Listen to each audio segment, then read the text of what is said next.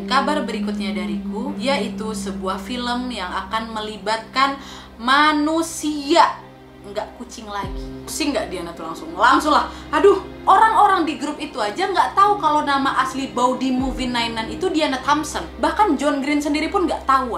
Tiba pada suatu hari nggak lama setelah itu, John Green mendapatkan satu link video di mana video itu menunjukkan seorang manusia yang sedang dibunuh. Beneran kejadian. Ya Allah. Hai, wassalamualaikum warahmatullahi wabarakatuh. Terima kasih sudah klik video ini. Oke, jadi ini adalah video lanjutan soal kinerja para investigasi online atau netizen untuk mengungkapkan kasus kriminal paling legendaris di Kanada, yaitu Luka Rocco Magnotta. Untuk kalian yang belum nonton video sebelumnya, berhentikan video ini sampai sini. Balik dulu ke video sebelumnya, Wak, biar kalian ngerti. Nanti kalau udah, baru balik sini lagi ya. Oke, jadi melanjutkan video yang didapat oleh John Green yang memperlihatkan manusia yang sudah dibunuh. Akhirnya setelah melihat video itu, John Green langsung berpendapat bahwa anak ini memang gak main-main dengan ucapannya.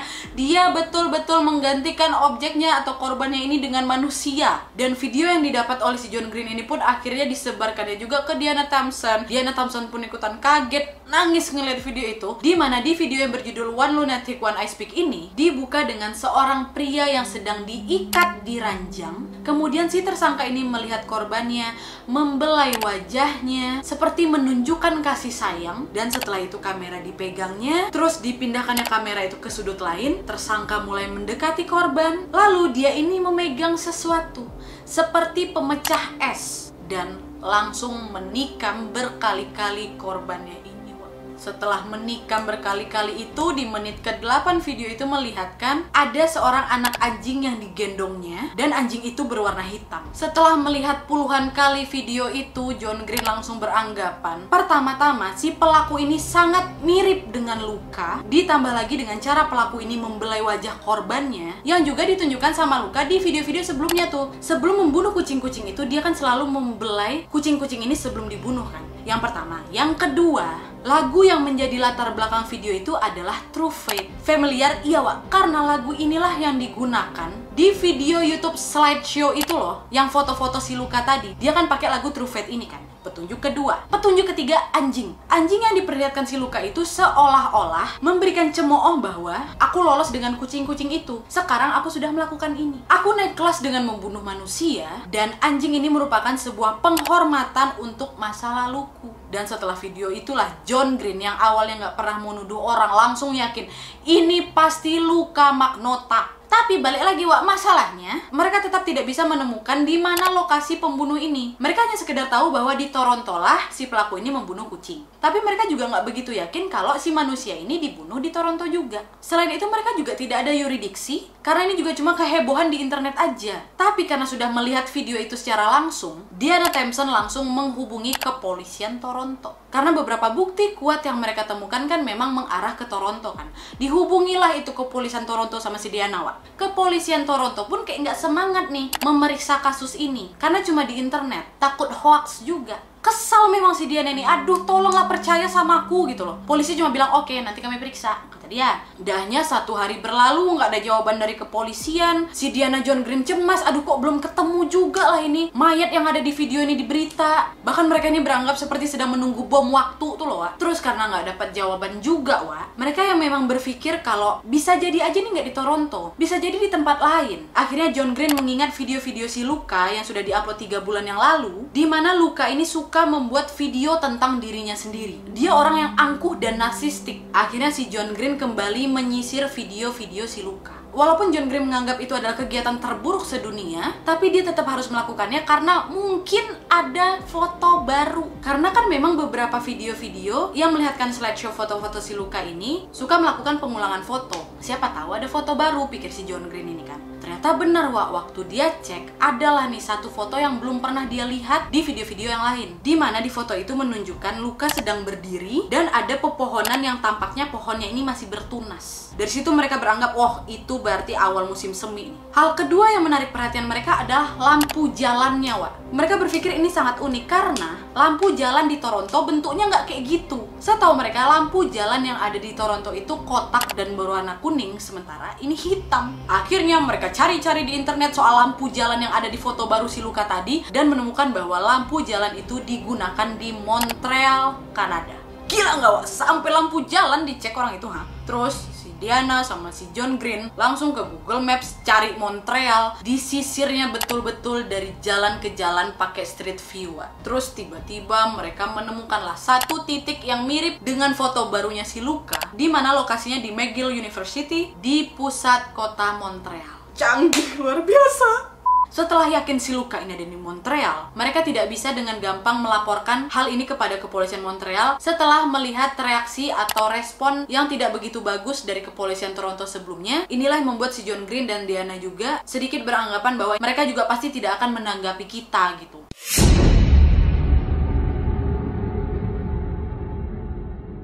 Sampai akhirnya, Wak, ditemukan sudah jasad dari orang yang dibunuh di video One Lunatic One I Speak itu. Jadi, Wak, korban yang ada di video tadi itu akhirnya ditemukan di belakang gedung apartemen di Montreal, tepatnya di tanggal 25 Mei 2012, di mana tepatnya jam 9.30 ada seorang petugas pembersih yang ingin membersihkan tempat sampah yang ada di gedung itu. Udahnya dia ini menemukan ada sebuah koper tua yang lagi digembok. Waktu itu dia sempat heran kenapa koper tua yang dibuang digembok. Akhirnya waktu dia dekati, dia melihat ada cairan yang keluar dari koper itu dan koper ini dikerubungi oleh lalat. Dia nggak berani buka, dia panggil lah itu polisi. Polisi datang jam 10.15, waktu dibuka, wah itulah ditemukan potongan-potongan tubuh. Pada saat polisi datang ingin memeriksa koper itu, polisi sudah mencium bau yang sangat-sangat busuk dan juga koper itu masih dikerubungi lalat dan ulat, dan polisi langsung membuat tenda untuk membuka koper itu. Ketika petugas forensik melanjutkan pemeriksaan, ternyata diidentifikasi bahwa koper itu berisi potongan tubuh seorang pria dengan lengan, kaki, dan kepala yang dipotong. Lalu ada luka tusukan berkali-kali di bagian perut. Tapi setelah melakukan pemeriksaan, polisi masih kesulitan mengidentifikasi siapa korbannya ini. Polisi hanya bisa mengatakan bahwa korbannya ini adalah seorang laki-laki berkulit putih. Dan pada saat itu ada seseorang yang berhasil merekam penemuan itu dan dipost di internet. Akhirnya dari situlah, Wak, John Green, Diana Timpson, dan teman-teman lainnya mengetahui bahwa korban sudah ditemukan. Dan setelah mengetahui berita penemuan korban tadi, Diana Timpson, John Green ngamuk sudah, Wak, kesal dia sama polisi Montreal dan Toronto yang mengabaikan kabar yang sebelumnya sudah pernah mereka sampaikan nih. Karena sebelumnya juga mereka itu sudah memperingati kepolisian untuk hati-hati nih sama orang ini. Yang awalnya dia bunuh kucing, dia bisa bunuh manusia. Mungkin karena korbannya ini cuma kucing, jadi nggak dapat perhatian banyak nih dari kepolisian. Walaupun memang kemarahan mereka ini juga tetap tidak digubris oleh kepolisian, karena yang pasti mereka ini sedang sibuk menginvestigasi hingga tidak punya waktu untuk berurusan dengan para penggila internet ini. Ditambah lagi mereka juga tidak punya kredibilitas kan.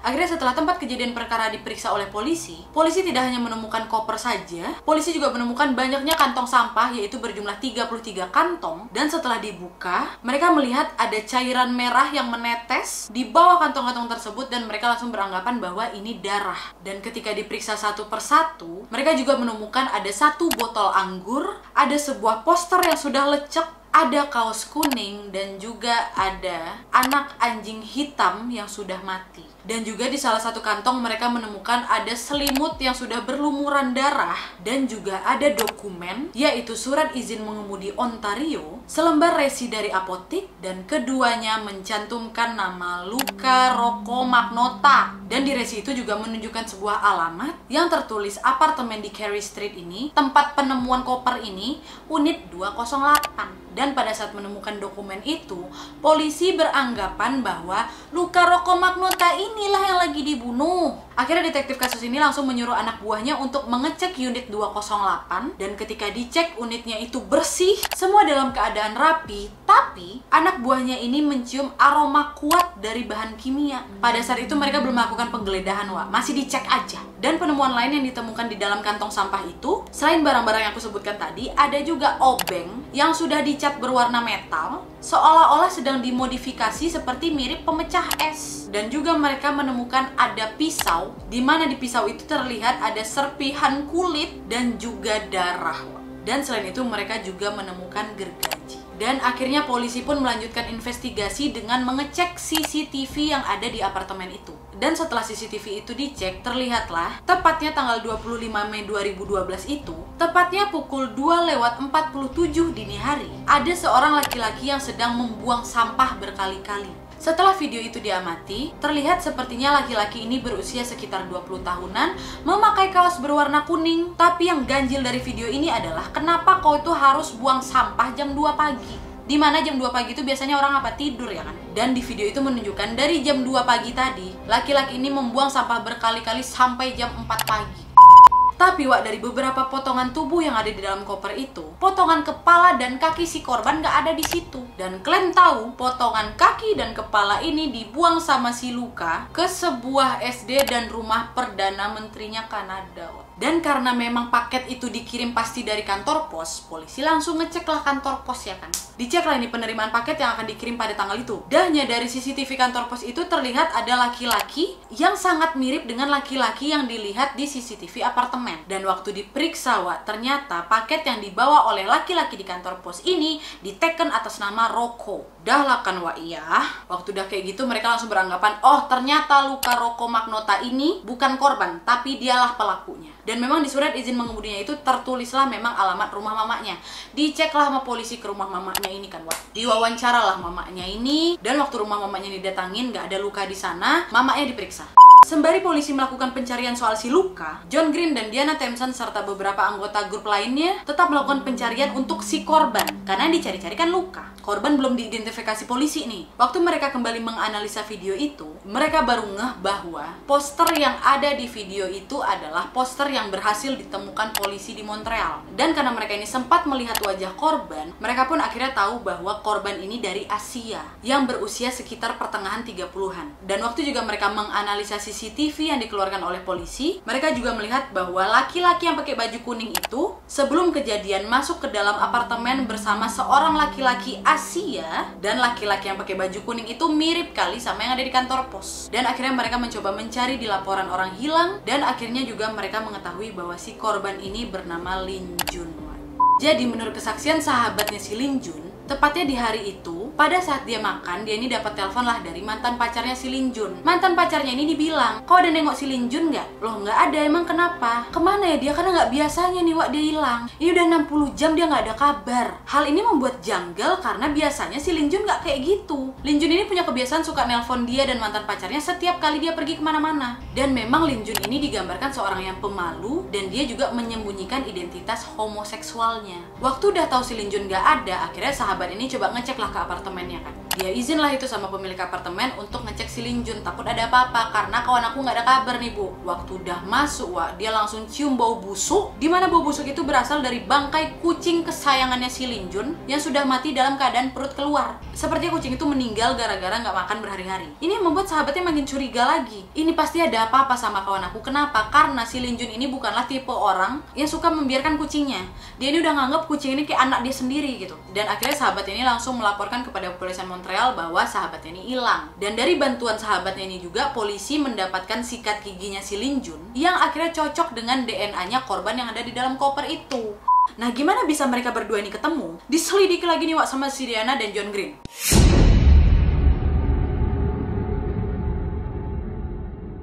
Oke Wak, jadi gini, aku baru ganti jilbab sama make up, aku touch up lagi udah kayak zombie. Gini Wak, setelah diselidiki kembali, kisah pertemuan antara Lin Jun dan Luka ini terungkap ketika mereka mencoba menelaah pertemuan mereka ini dari video One Lunatic One I Speak tadi. Pertama mereka langsung pikir, oh di video itu ada anjing. Biasanya anjing itu kan didapat dari sebuah penampungan anjing kan. Mereka cari lagi nih Wak, situs tempat pengadopsi anjing gratis gitu kan. Dan di sana juga banyak orang yang menggunakan Craigslist untuk mendapatkan anjing gratis. Mereka cek dengan cara melakukan pencarian umum tuh, dan mereka mulai membaca satu persatu unggahan dari orang-orang yang mau memiliki anjing gratis. Ya biasalah captionnya, saya mau anjing gratis, saya akan menjaga anjing itu, kayak gitu. Ternyata mereka ngecun ada satu unggahan permintaan orang meminta anjing sekitar 4 hari sebelum kejadian pembunuhan itu Wak, dengan caption, halo aku punya apartemen kecil, aku mencari anjing apa saja dan aku ini sangat berpengalaman merawat anjing karena keluargaku punya toko hewan. Kalau kita baca punya toko hewan, oh ya udahlah wajar. Enggak untuk John Green. John Green sudah berkali-kali melihat soal si Luka ini, dia langsung ngecun ke sesuatu nih. Oh, Waktu itu aku ingat ada postingan dari akun siluman dengan nama Vladimir Romanov sekitar tahun lalu, dan isinya keluargaku punya toko hewan. Karena memang John Green ini sering mendapatkan petunjuk dari akun-akun siluman, jadi kalau tiap kali ada akun siluman yang masuk ke dalam grup itu, dia telaah nih betul-betul caption atau sesuatu apapun itulah yang ada di akun siluman itu. Ketangkaplah itu Wak di akunnya si Vladimir Romanov ini, yang mengatakan bahwa keluargaku punya toko hewan. Langsung yang ngecun, ini nih kayaknya ada hubungannya nih. Ditambah lagi postingan permintaan anjing gratis itu dilakukan 4 hari sebelum kejadian, ya kan. Dah makin kuat lah nih petunjuk yang mengatakan bahwa kemungkinan anjing itu pasti diambil sama si Luka. Anjing udah selesai kan. Habis itu mereka berpikir lagi gimana caranya si Luka ini bisa ngontak korbannya nih, ngontak si Lin Jun. Pada waktu itu mereka tahu bahwa Lin Jun ini adalah seorang homo. Dan walaupun nggak usah nengok si Lin Jun aja, sebenarnya mereka ini juga udah ngecun kalau memang si Luka ini juga homoseksual gitu. Wah, akhirnya dia ceklah itu ke situs homoseksual, aplikasi homo gitulah kan. Si Diana yang memang pada dasarnya sudah mengamati seluruh postingan dari grup-grup situs penggemarnya si Luka di Facebook, dia udah ngerti nih kalau si Luka ini memiliki ciri khas dalam penulisan. Biasanya spasi, koma, spasi lagi baru kata-kata. Dan Diana juga ingat kalau si Luka ini setiap kali ngetik itu suka pakai kata-kata probably, so hot, dan sexy guy.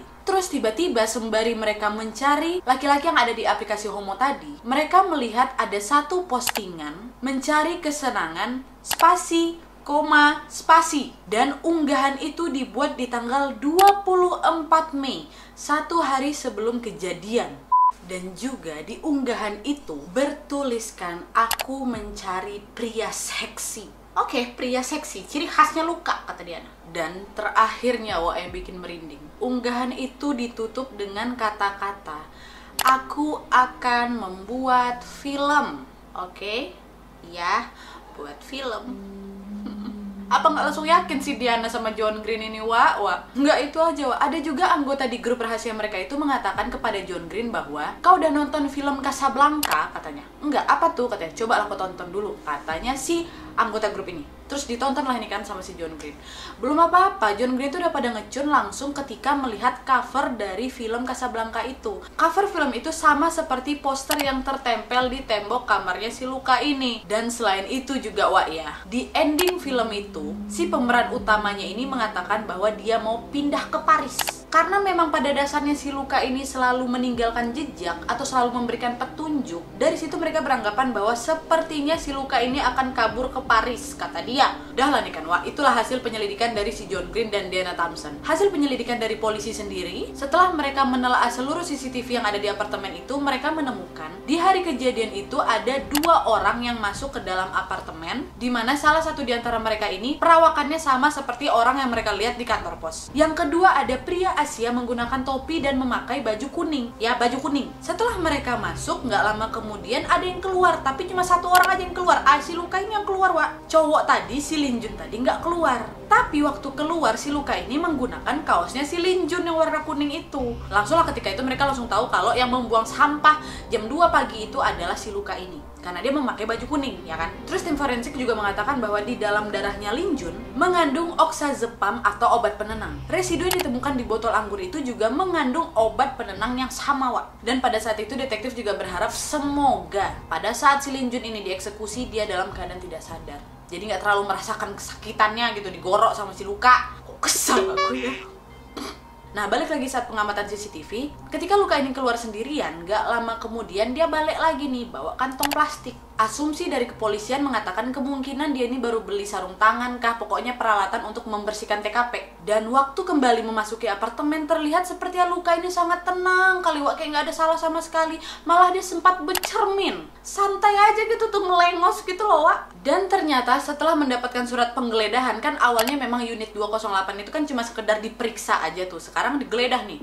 Waktu masuk ke dalam, para penyelidik memakai baju APD yang lengkap untuk menggeledah tiap jengkal unit 208 itu. Udahnya, Wak, waktu masuk setelah beberapa hari ditinggal, mereka tetap mencium ada 2 bau. Yang pertama ada kayak bau zat kimia dan yang satu lagi bau darah. Kalaupun memang ada darah di sini, pasti darahnya banyak kali karena sudah beberapa hari, Wak, masih juga kecium. Tapi setelah diperhatikan, nggak ada nih jejak 1 tetes darah pun. Akhirnya tim penyelidik ini memakai cairan khusus, di mana cairan ini akan bereaksi kuat terhadap darah yang disebar ke setiap sudut ruangan untuk mengetahui ada atau tidak darah di ruangan itu. Betul, Wak. Ditutup ditutup nih semua jendela sampai keadaan gelap gulita. Disebarlah itu cairan itu kan. Udah nyawa, setelah unit itu dikasih cairan khusus, udah kayak diskotik kata orang itu. Paham nggak kalian? Ini gelap nih ya, gelap. Udah ditutup jendelanya semuanya. Terus karena cairan itu bereaksi terhadap darah, keluar muncul darah itu ada di mana-mana. Masya Allah, ada di ranjang, di kasur, di dinding, di lantai, di semuanya. Jadi kayak kalian kalau misalnya main glow in the dark, cairan glow in the dark tuh loh, kayak gitu, darah di mana-mana. Sampai-sampai penyelidiknya geleng-geleng. Aku seumur-umur menyelidiki tempat pembunuhan gak ada yang sampai kayak gini gitu loh. Nah dari situ juga mereka bisa melihat bahwa sepertinya korban ini diseret dari kasur mau ke kamar mandi gitu Terus torso yang sudah berlumuran darah pastinya seperti disenderkan di pintu kamar mandi. Kebayang gak sih sama kalian? Darah bececeran. Aku nggak ngebayang waktu penyelidik ngeliat itu, sumpah. Jadi aja situ ya mengibaratkan seperti masuk diskotik. Dan pada saat itu John Green juga mengatakan bahwa dia langsung mengingat kepada sebuah film terbaik sepanjang masa, yaitu American Psycho, di mana di film itu lagu pembukanya adalah True Fate-nya New Order, sama seperti slideshow-nya si Luka, video Luka sebelumnya, dan juga ternyata di video One Lunatic One Ice Pick itu juga menggunakan lagu True Fate ini. Diselidiki lagi lah tuh film American Psycho sama si John Green kan. Kalau kalian udah pernah nonton American Psycho, pasti kalian tahu tokoh Christian Bale di film ini mempunyai karakter yang sangat angkuh, dimana si Bale ini selalu memperhatikan penampilannya, dia selalu berpakaian yang sempurna. Dan dari hal tersebut mereka berdua ini beranggapan bahwa mungkin si Luka ini pengen jadi kayak si Christian Bale ini, Dia mau sukses, punya uang, tapi dia ini juga mau menjadi pembunuh berantai yang gila gitu. Dimana namanya juga pembunuh berantai. Mereka ini mau membunuh sejumlah orang. Ada kemungkinan si Luka ini mau membunuh lagi. Ditambah lagi, pada saat itu, ketika polisi pertama kali hanya mengecek unit 208, mereka menemukan ada tulisan di dinding yang bertuliskan sebuah quote, "Jika kamu tidak suka dengan bayanganmu, jangan bercermin." Dan ditutup dengan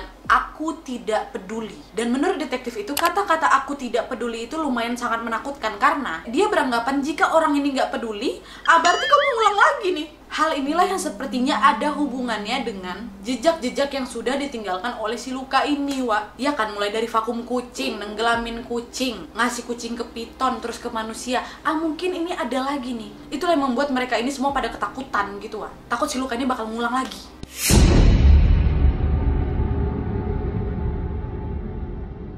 Nah sebenarnya kan seperti yang kalian tahu, ada dua penyelidikan nih antara polisi dan anggota grup ini kan. Sebenarnya John Green pun sempat agak keberatan ketika mendengar di berita bahwa kepolisian mengatakan bahwa Luca Rocco-Magnotta ini adalah orang yang selama ini kami nanti. Kalian tahu kenyataannya kan? Mana ada kayak gitu? Padahal aku udah dari dulu ngemail kau masalah kucing, gak pernah kau tanggapi. Sekarang kau sok-sok pula bilang kalau memang dari dulu nyari Luka. Agak kecil hati orang ini waktu nengok berita itu, Udah jelas dari lama kami tuh nanti kabar dari kepolisian untuk mencari orang yang membunuh kucing dalam video itu. Nggak pernah kalian gubris. Coba aja kalau sekitar 3 bulan yang lalu sebelum kejadian ini kalian dengar aja kata-kata kami, pasti mungkin Lin Jun ini nggak bakal mati. Mereka geleng-geleng pala aja nengok polisi tuh. Sampai akhirnya betul, waktu udah heboh kayak gini, barulah itu kepolisian dari Montreal menghubungi mereka dan mau dimasukkan ke dalam grup investigasi mereka itu. Dah lah kan mereka, ya udahlah.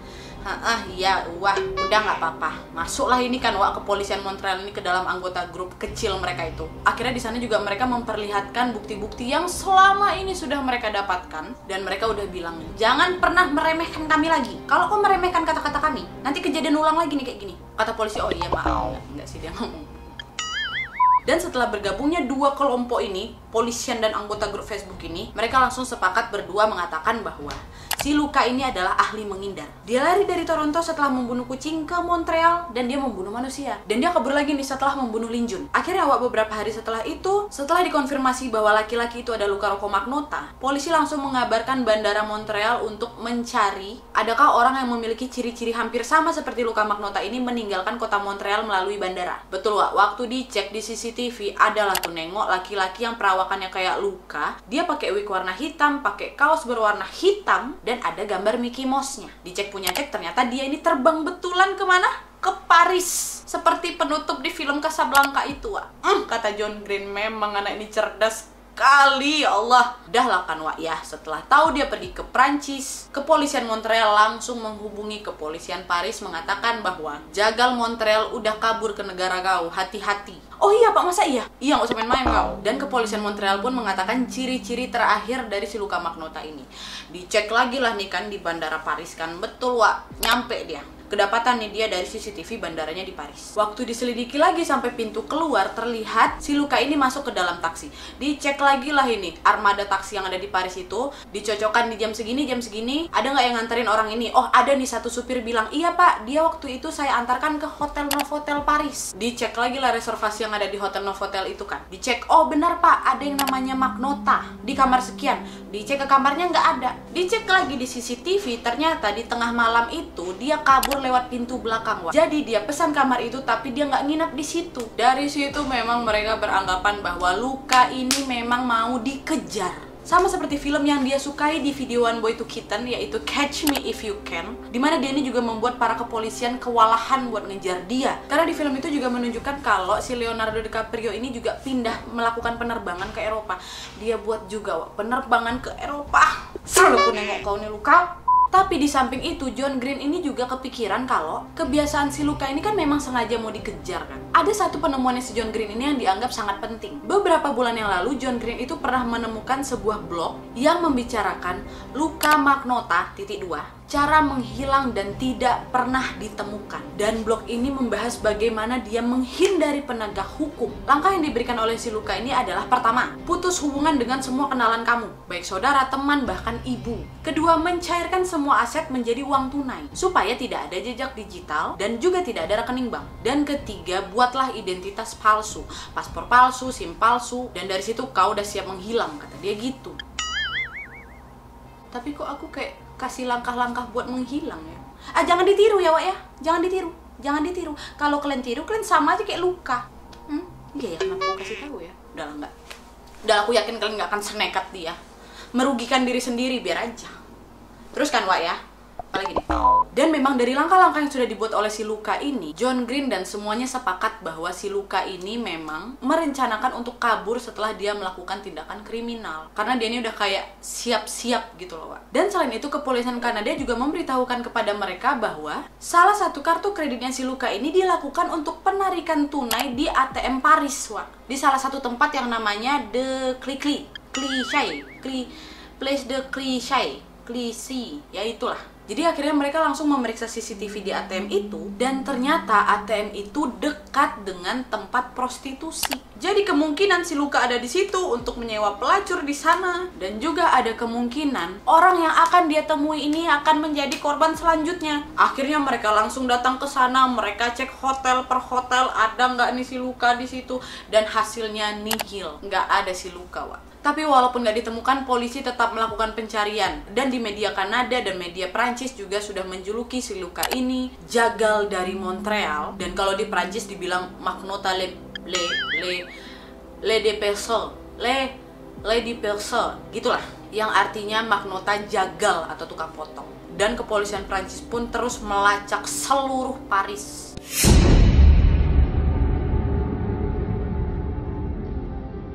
Dan di samping itu, polisi juga mengetahui bahwa keluarga Luka ini tinggal di Ontario, di sebuah daerah di timur lautnya Toronto. Ketika seorang agen bernama Alex ditugaskan untuk datang ke rumahnya si Luka ini, dia mewawancarai ibunya Luka dan mendapatkan banyak informasi. Jadi ibunya si Luka ini bernama lengkap Anna Yorkin. Waktu agen Alex ini datang ke rumahnya untuk mendapatkan informasi dari masa lalunya si Luka, ibu Anna ini langsung menunjukkan kepada Alex sebuah gantungan kunci lama yang dibuatkan si Luka untuk mamanya ini, yaitu gantungan kunci poster mininya Basic Instinct, sebuah film yang memang disukai Luka dari dulu. Dan ibu Anna ini juga mengatakan bahwa si Luka ini sangat menyukai film. Dan saat itu juga ibu Anna mulai menyukai film juga, gara-gara anaknya suka film. Mama ini ngomong kalau saat kecil, Luka ini adalah orang yang sangat pemalu. Dan seiring bertambahnya usia, dia ini selalu dibully terus-menerus sama kawan-kawannya. Kawannya suka nyebut dia ini gay, homo, pengecut, yang membuat harga dirinya selalu berkurang setiap hari. Dan ini yang membuat dia menarik dirinya dari lingkungan teman-temannya. Dan untuk menghabiskan waktu, Luka ini selalu menonton film. Dia berjam-jam bisa nonton film dan selalu mengulang film-film yang sangat dia sukai. Salah satunya Basic Instinct tadi.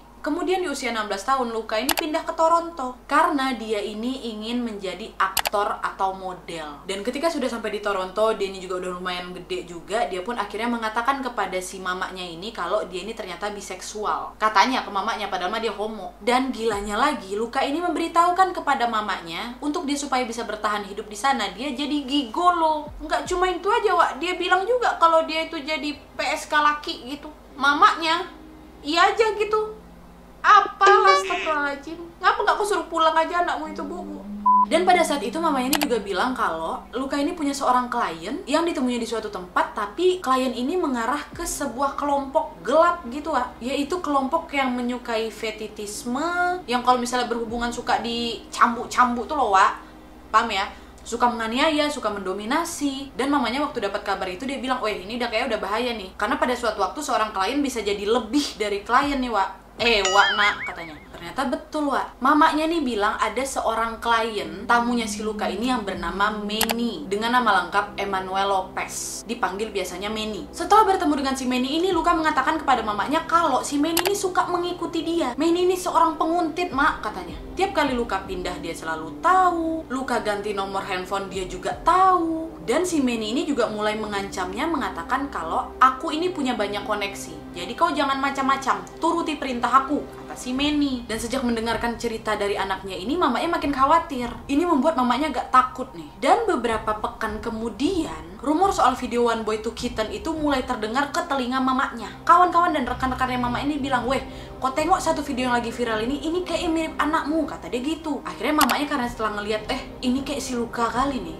Akhirnya mamanya nelpon si Luka.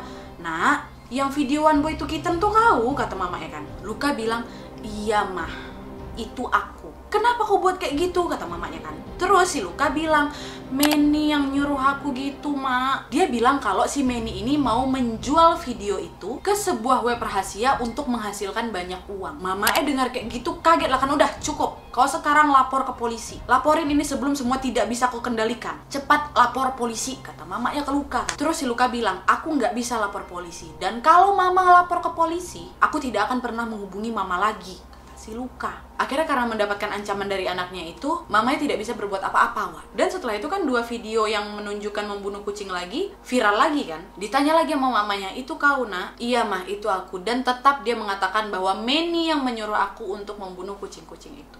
Tapi di samping itu, Wak, ngomong-ngomong soal si Manny, ada seorang detektif di mana di tahun 2011, 1,5 tahun sebelum kejadian pembunuhan itu, detektif ini ditelepon oleh seorang pria yang bersikeras ingin menemui dia secepatnya dan mengatakan bahwa ini adalah urusan hidup dan mati aku. Dan setelah menerima telepon itu, detektif itu pun menyetujuinya dan beberapa jam kemudian akhirnya mereka bertemu nih.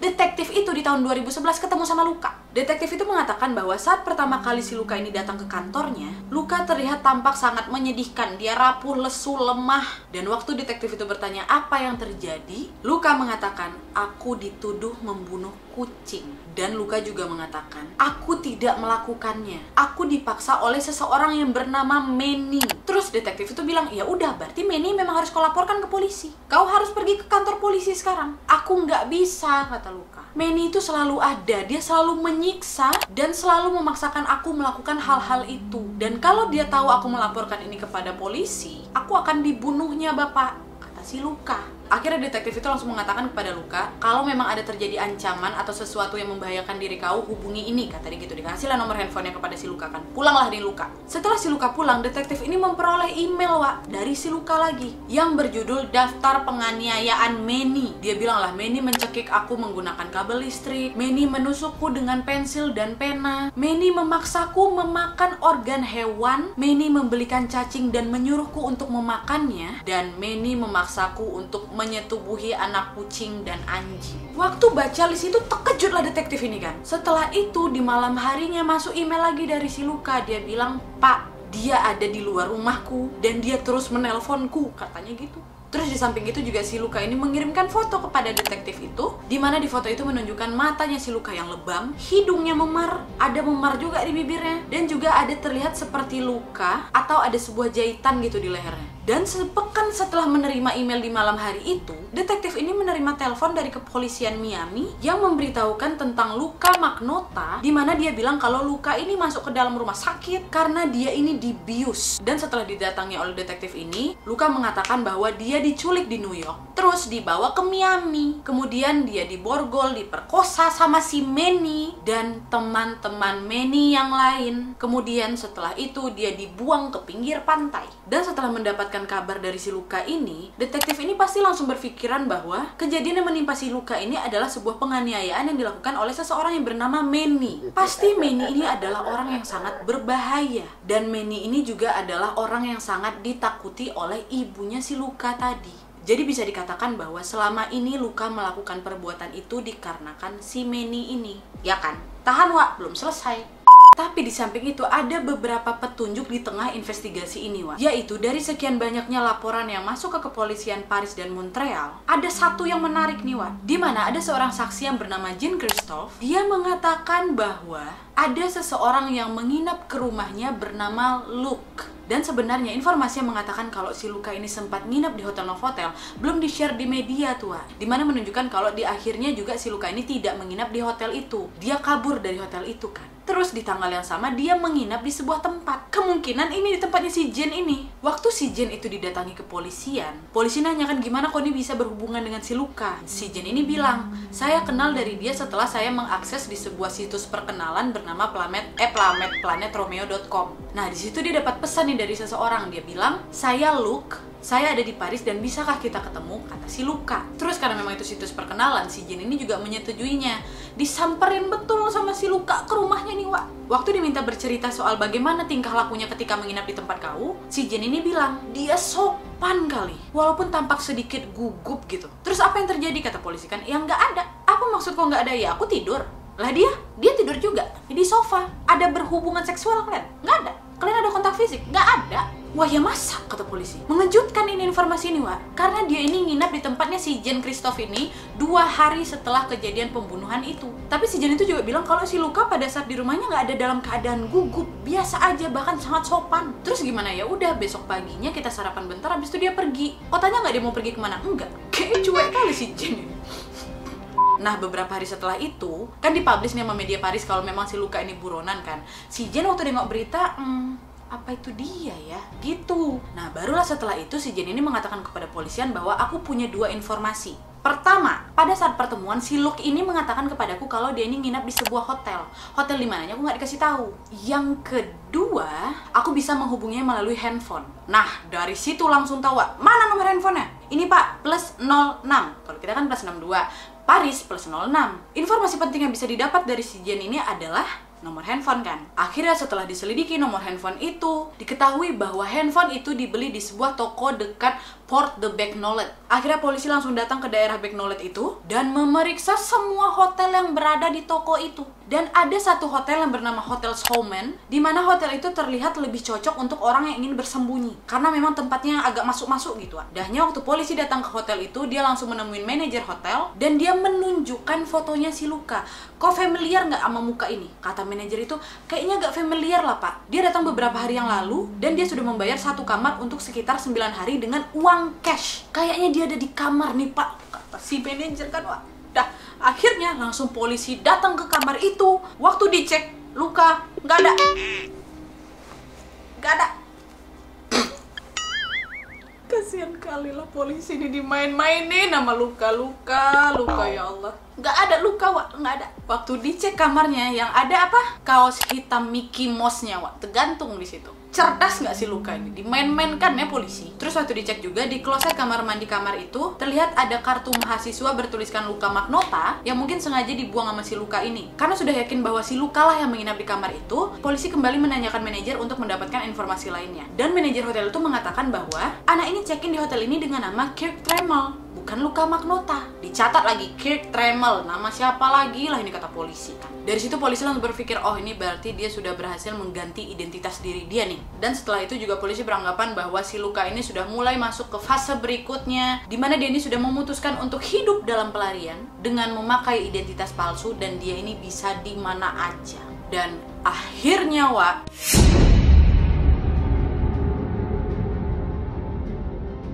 Luka akhirnya berhasil ditangkap, tapi bukan di Paris, melainkan di Jerman. Udah terbang ke Jerman dia, wah. Luka ini berhasil ditangkap di sebuah warnet. Jadi ceritanya gini, waktu itu hari Senin, cuaca bagus, pagi cerah. Si penjaga warnet ini datanglah bekerja seperti biasanya kan. Dan memang kebiasaan dia setiap pagi di tempat kerjanya itu adalah membaca koran. Lagi baca kayak gitu, ternyata dia dapat informasi soal si Luka ini, orang yang tega memutilasi pasangan gaynya. Dan di berita yang dia baca itu juga mengatakan kalau si Luka ini belum ketangkap. Dan yang lagi baca berita soal si Luka, tiba-tiba datang seorang tamu yang berdiri di depan muka dia. Ternyata itu Luka. Waktu itu penjaga warnet ini belum ngeh. Dia nengok kan,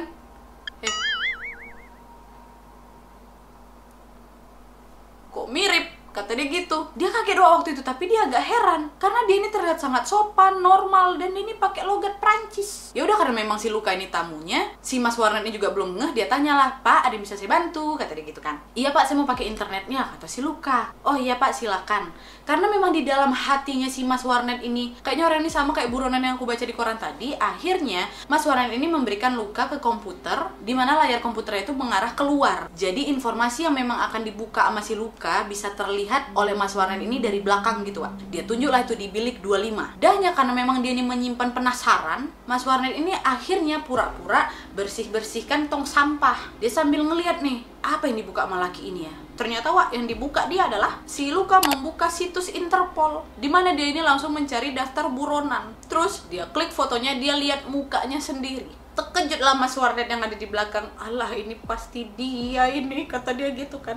Dengan tenang, dia langsung pergi keluar, mencari pertolongan. Siapa tahu ada polisi di luar. Rupanya betul, Wak. Di luar kebetulan ada beberapa polisi Jerman yang lagi mengontrol daerah situ.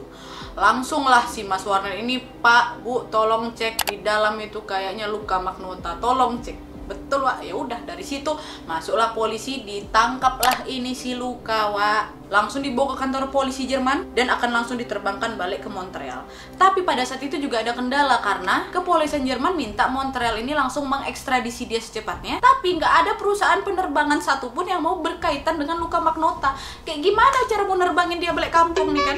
Akhirnya Angkatan Udara Kanada diperintahkan untuk meminjamkan sebentar pesawat mereka untuk menjemput si Luka ini di Berlin. Nggak lazim kan Wak, kriminal dijemput pakai transportasi militer.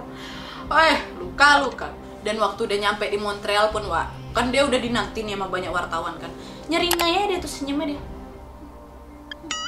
Dengan keangkuhannya itu. Lega, tarik napas lah waktu John Green, Diana Thompson, polisi, dan beberapa anggota grup Facebook itu akhirnya si Luka ketangkap kan. Tapi di sisi lain mereka juga agak, bentar, nih anak cerdas. Anak ini cerdas. Saking cerdasnya 2 tahun kami dipermainkan sama dia. Kayak gak ada kerja lain juga orang ini mencari si Luka selama 2 tahun, Wak.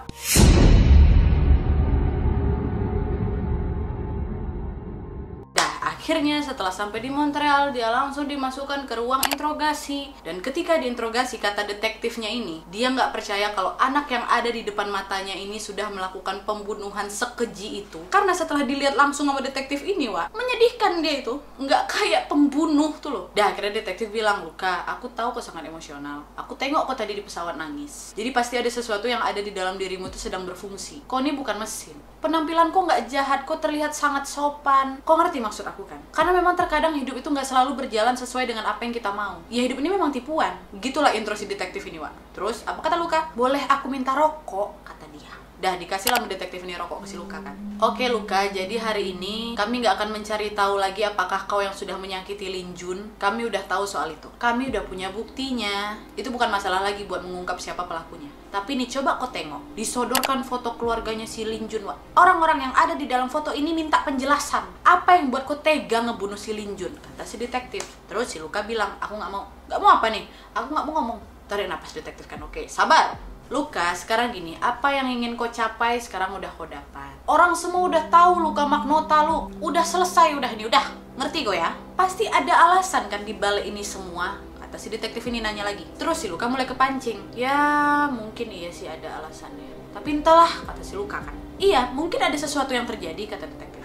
"Dan kau dipaksa melakukannya kan? Karena itu cuma kau yang bisa ngejelasin nih." Luka ngomong, "Apa karena kau takut? Gimana perasaan kau sekarang? Apa kau lagi khawatirin sesuatu? Apa ketakutan terbesarmu saat ini? Kau pasti juga punya perasaan kan?" kata detektif.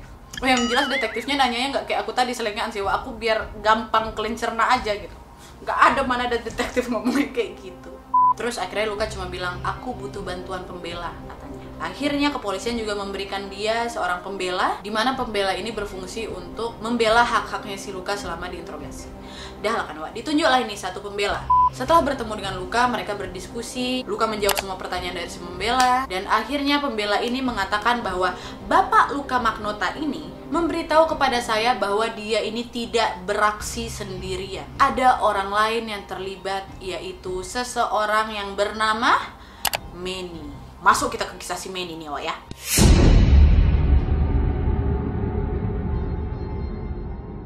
Jadi gini, Wak, menurut keterangannya si pembela ini, dia mengatakan kalau si Luka ini sangat menakuti si Manny. Luka mengatakan kepada saya bahwa Manny lah yang menyuruh dia untuk membunuh si Lin Jun. Pembela ini mempelajari riwayatnya si Luka, dan dia ini juga melihat keluhannya si Luka terhadap banyak orang. Bertahun-tahun sebelum kejadian ini, dia sudah mengatakan bahwa Manny ini benar ada dan dia betul-betul menganiaya si Luka. Dan pada saat itu juga pembela ini menghubungi keluarganya si Luka untuk memperoleh informasi tambahan. Mereka pun mengatakan bahwa Luka ini pernah membicarakan seseorang yang bernama Manny. Diceritakanlah itu sama keluarganya kalau memang si Manny ini sudah bertahun-tahun meneror si Luka, mengikat si Luka, menyiksa dia, dan lain sebagainya. Setelah ditangkap pun mamanya si Luka ini langsung menjenguk dia di penjara. Setelah pertemuan dramatis itu, mamanya memberitahu kepada pembela kalau Luka ini juga bercerita bahwa di malam pembunuhan itu memang benar. Luka dan Lin Jun ini memang berkenalan di sebuah situs kencan, dan mereka berdua sepakat ingin bertemu untuk melakukan seks satu malam. Nah, pada saat itu Luka ini mengatakan kalau Manny tahu kalau dia mau menemui Lin Jun, dan setelah itu Manny langsung meminta Luka untuk merekamnya. Pada saat itu Luka ini sempat kayak gelisah, nggak mau gitu. Tapi ketika dia menanyakan kepada Lin Jun, apakah kau keberatan kalau ini difilmkan? Kata Lin Jun, oh ya udah, nggak apa-apa, itu bukan masalah besar, rekamlah, kata Lin Jun, Wak. Dan setelah itu Luka juga mengatakan bahwa apa yang dilakukan dia di video One Lunatic One I Speak itu adalah di bawah arahannya si Manny. Dia mengatakan kalau pada saat itu si Manny ini nunggu di luar apartemen di dalam mobil dan mengawasi mereka. Dan pada saat itu Manny berkali-kali menelpon si Luka, mengancamnya, dan yang pasti memberikan perintah, dimana si Manny ini bilang ke si Luka kalau kau harus turuti perintah aku, kau harus melakukan apa yang kukatakan, kalau tidak kau yang akan mendapatkan ganjarannya, kata si Manny, Wak. Dan akhirnya kata mama si Luka, anak saya pun menuruti perintahnya untuk membunuh Lin Jun. Dan setelah itu memang terlihat, Wak, di CCTV si Luka ini keluar sebentar, walaupun memang endingnya nggak tahu dia kemana. Tapi Luka mengatakan kalau pada saat dia keluar itu dia memberikan kaset rekaman setelah membunuh si Lin Jun ini kepada si Manny yang ada di luar apartemen. Tersangkut aku ngomongkan. Dan dari situ si pembela, mamanya Luka, dan keluarga besar Luka meyakini kalau apa yang dilakukan sama si Luka di video-video itu sudah direncanakan oleh Emmanuel Lopez atau Manny. Dan akhirnya sidang pertama pun berlangsung, di mana persidangan pembunuhan tingkat 1 oleh si Luka ini diawali dengan pengakuan si Luka yang mengatakan bahwa dia ini tidak bersalah atas pembunuhan Lin Jun. Dan tim pembela Luka Magnotta juga berharap masa lalu terdakwa yang sangat buruk ini akan melawan gambaran dari jaksa penuntut umum yang mengatakan bahwa si Luka ini sudah membunuh Lin Jun. Para investigator online tadi, John Green dan Diana Thompson, langsung bertanya-tanya apakah mungkin dia ini bisa lolos, karena dari pengakuannya si Luka yang mengatakan bahwa bukan aku yang mau membunuh si Lin Jun, tapi aku dipengaruhi oleh seseorang yang mengancamku selama hidup ini, yaitu si Manny. Akhirnya, Wak, John Green mengungkapkan fakta sebenarnya. Hebat kali ya, bukan? Apa yang ditemukan si John Green, Wak? Jadi, Wak, ternyata John Green dan Diana Thompson aja sudah menyelidiki si Luka ini selama 2 tahun. Otomatis si John Green ini paham atau dia mengingat dengan sangat baik akun-akun siluman yang masuk di grup mereka kan. Dan kalau dilihat dari nama samarannya si Luka yang ditemukan di Hotel Samson tadi, Samson kayaknya, dia menggunakan nama Craig Tremel. Kalau disingkat K. Tremel. Dicek sama John Green nih, Wak. K. Tremel langsung mengarah ke tokoh utama yang ada di film favoritnya si Luka, yaitu Basic Instinct, yang bernama Catherine Tremel. Catherine Tremel, disingkatnya K. Tremel, digantinya Kirk Tremel. Dah nih ya, Catherine Tremel, tokoh utama di film favoritnya Basic Instinct. Kalau dilihat dari film Basic Instinct, film ini dirilis sekitar tahun 90-an dan diperankan oleh Sharon Stone dan Michael Douglas. Akhirnya setelah mendapat petunjuk itu, John Green pun memutuskan untuk menonton film Basic Instinct itu sampai habis. Apa ini tuh bukan John Green, Wak? Di film itu menunjukkan Catherine Tremel, lebih enak gitu. Oke, Catherine Tremel ini mengangkangi.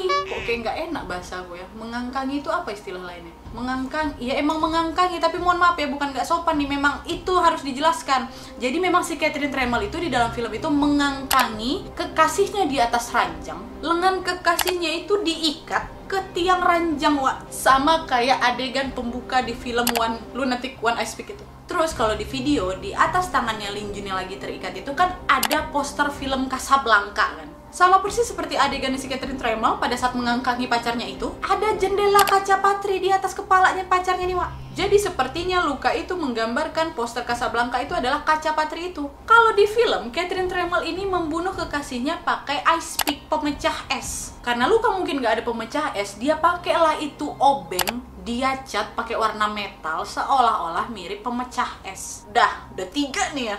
Gila memang, ya Allah. Dan juga kalau kalian ingat, waktu dia ini lagi diinterogasi sama detektif, dia minta apa? Minta rokok, ya kan? Dan itu adalah salah satu adegan ikonik di Basic Instinct ketika si Sharon Tate atau si Catherine Tremel ini meminta rokok. 4 petunjuk nih, Wak. Dan yang terakhir, di film Basic Instinct itu, si Catherine Tremel ini memiliki mantan tunangan yang sangat kasar, suka menyiksanya, dan namanya adalah... Cheers. My friends call me Catherine. What Manny Vasquez used to call you. Oh, Manny Vasquez? Manny Vasquez. Manny Vasquez. Manny Vasquez? Manny Vasquez? Manny Vasquez. Man. Manny, Wak. Jadi, tokoh Manny yang disebut sama si Luka selama interogasi atau di persidangan itu adalah bullshit atau omong kosong. Dia bisa kepikiran kayak gitu loh, astagfirullahaladzim. Aku aja yang baca dan nonton filmnya ini tuh cengang-cengang. Apalagi si John Green, si Diana Thompson, dan beberapa orang yang terlibat di situ. Kayak mana waktu dia dengar kabar ini, wah, ya Allah. Luar biasa. Jadi akhirnya terungkaplah, Wak, bahwa memang Manny yang disebut Luka ke mamanya, ke pembelanya, ke semua orang itu adalah omong kosong. Dan itu dijadikannya sebagai alasan. Dan dia memakai alibi ini selama bertahun-tahun. Dan ada satu juga hal yang mengejutkan, Wak, si Alex West, detektif The Sun yang pada saat itu sempat mewawancarai dia, yang sempat ngerekam-rekaman dia waktu jumpain si Luka itu loh, Wak. Dia baru ingat waktu ketemu pertama kali si Luka ini ngomong apa? Ada yang pernah bilang nggak kalau Connie mirip Michael Douglas? Waktu itu si Alex West belum ngeh, Wak. Siapa Michael Douglas ini? Michael Douglas ini adalah detektif yang ada di film Basic Instinct. Jadi seolah-olah memang betul si Luca Roccomagnota ini seperti memberikan penghormatan untuk film yang dia cintai, yaitu Basic Instinct, Wak. Dia betul-betul memerankan dirinya di film ke dunia nyata. Dan memang pada akhirnya dibuktikan bahwa ketika dilakukan pengecekan di riwayat teleponnya si Luca Magnota tidak pernah menerima atau melakukan panggilan telepon ke Manny. Dan tidak ada satupun petunjuk atau bukti yang menunjukkan keberadaan seseorang yang bernama Manny. Dan akhirnya karena tidak menemukan bukti kalau si Manny Lopez ini betul ada, akhirnya di persidangan jaksa penuntut umum mengatakan bahwa Luca Roccomagnota pada kasus pembunuhan Lin Jun ini bertindak tunggal, dan dia juga merupakan penanggung jawab tunggal atas pembunuhan Lin Jun di Desember 2014 lalu. Dan akhirnya Luca dinyatakan bersalah atas pembunuhan tingkat pertama dan dia dihukum penjara seumur hidup. Akhirnya kelar, astagfirullahaladzim. Luka. Tapi di balik kasus Luca Magnota ini, untuk keluarga korban yaitu Lin Jun tetap merasakan tidak adil dengan keputusan juri. Mereka menganggap semua orang tahu Luca, semua orang mengenal Luca, tapi tidak ada yang peduli dengan nasib keluarga kami yaitu Lin Jun. Dimana sahabatnya juga mengatakan bahwa ini tidak adil untuk teman saya. Lin Jun tidak pantas menerima ini. Luca Magnota tidak hanya membunuh Lin Jun, tapi dia ini menghancurkan harapan seluruh keluarganya Lin Jun. Mungkin sebagian orang tidak mengerti, di dalam budaya Tiongkok selalu anak laki-laki yang mengemban tanggung jawab jawab untuk mengurus keluarganya dan orang tuanya sampai tua. Tapi akhirnya harapan itu sirna dan mereka tetap beranggapan bahwa ini tidak adil.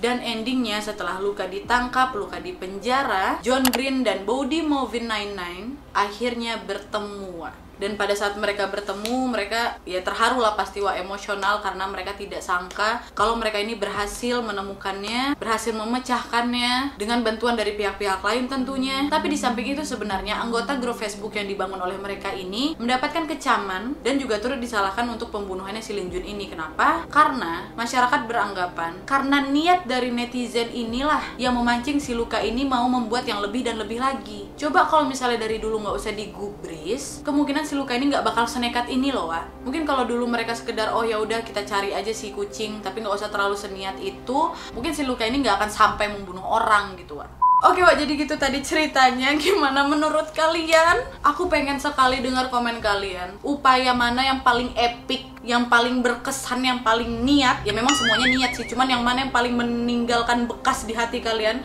melihat upaya netizen ini untuk mengungkap si Luka Magnotta ini? Tolong banget komen di bawah. Dan juga aku mau dengar gimana menurut kalian soal kasus ini. Apakah ada kemungkinan kalau ternyata ulah kejinya si Luka Magnotta ini didasarkan karena investigator online yang terlalu niat untuk mencari dia, sehingga dia ini nekat untuk melakukan tindakan yang lebih brutal lagi? Atau mungkin sebenarnya peran dari netizen inilah yang sangat membantu pihak kepolisian untuk mengungkap Luka? Boleh komen di bawah, Wak, ya. Oke, Wak, jadi sekian dulu videonya. Terima kasih sudah menonton. Kalau kalian suka video ini, klik like-nya. Jangan lupa komen di bawah untuk ide-ide dan saran-saran untuk video selanjutnya. Jangan lupa nyalain notifikasinya supaya kalian tahu kalau aku upload video baru. And as always, jangan lupa untuk klik tombol subscribe supaya kalian sama-sama tahu informasi menarik dan menegangkan dari channel aku. See you next video, Wak. Bye. Mantap. 2 part yang nonton sampai habis, komen di bawah. Bagus.